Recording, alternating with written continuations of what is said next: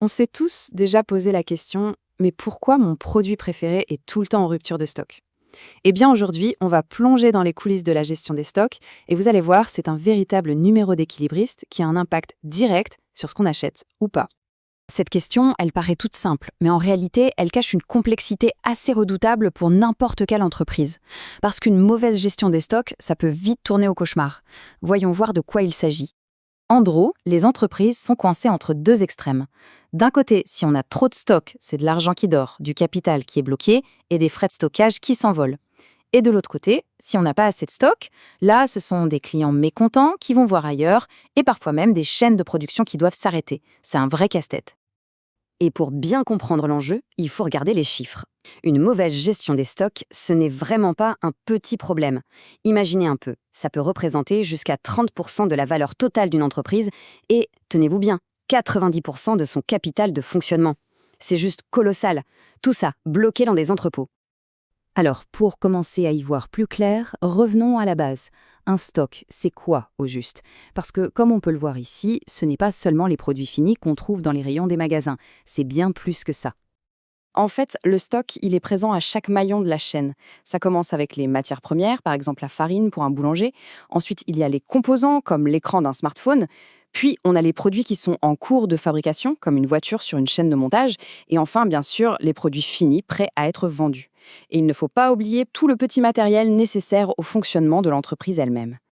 Bon, maintenant, voilà une idée qui est absolument clé. Tous les articles en stock n'ont pas du tout la même importance. Et les entreprises qui réussissent le mieux le savent. Elles appliquent ce qu'on appelle la loi de Pareto, la fameuse règle des 80-20, pour savoir exactement où concentrer leurs efforts.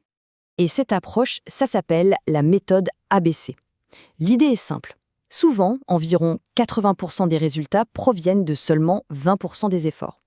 Eh bien, appliqué au stock, ça veut dire qu'une toute petite partie des articles représente en fait la grande majorité de la valeur totale du stock.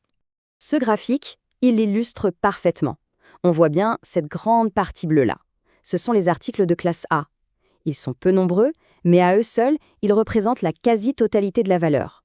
C'est sur eux qu'il faut se concentrer. Ce tableau résume toute la stratégie. Pour les articles de classe A, ceux qui pèsent lourd, on met en place un contrôle très strict, très fréquent.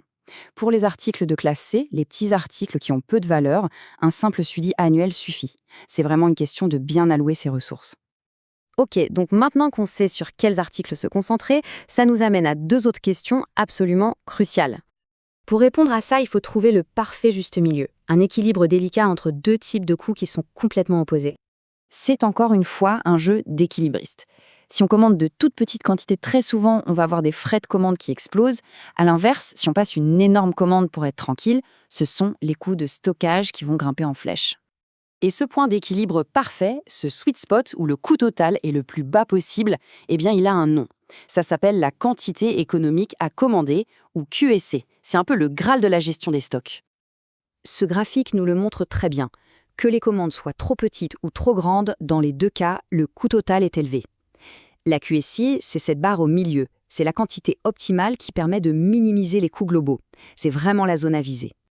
Jusqu'à maintenant, on a cherché à optimiser un système qui existe déjà. Mais et s'il existait une autre approche, beaucoup plus radicale, qui proposait de changer complètement les règles du jeu? Bienvenue dans la philosophie du juste à temps. Ici, l'objectif n'est plus d'équilibrer les coûts, mais de les faire disparaître. L'idéal, le but ultime, c'est zéro stock, zéro délai et zéro gaspillage. Mais comment est-ce possible? Eh bien, le juste à temps s'attaque à un seul côté de la balance, le coût de la commande. L'idée, c'est de rendre le processus pour passer une commande si efficace, si fluide et si peu cher qu'il devient presque gratuit. La logique derrière, elle est assez simple, en fait. En réduisant de manière drastique le coût de la commande, la fameuse quantité économique à commander devient elle aussi beaucoup, beaucoup plus petite. Et ça permet de recevoir des livraisons plus petites, plus souvent, et donc de ne plus avoir besoin de stocker d'énormes quantités. On élimine le problème à la source. Alors, au final, que faut-il retenir de cette plongée dans les secrets de la gestion des stocks?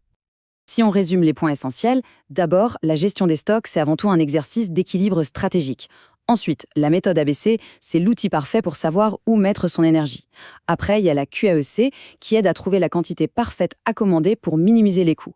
Et enfin, le juste à temps qui offre une vision complètement différente en cherchant à éliminer les coûts plutôt qu'à les équilibrer. La prochaine fois qu'on se retrouvera devant un rayon, vide ou plein, on pourra y penser.